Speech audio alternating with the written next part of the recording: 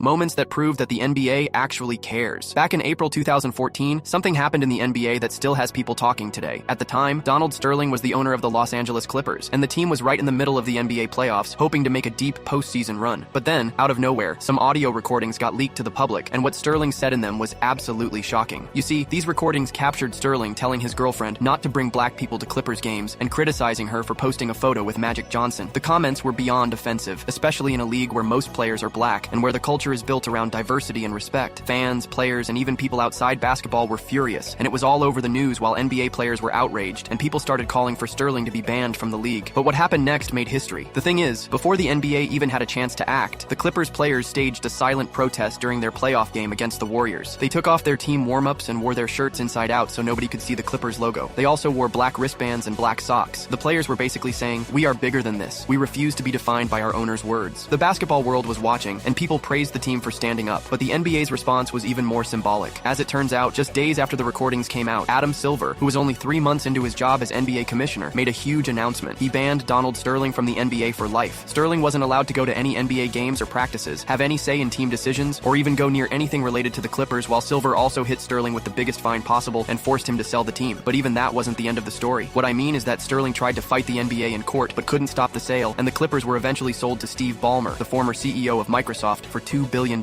which was a record price for any NBA team. And after all the drama was finally over, Sterling was officially gone from the NBA forever.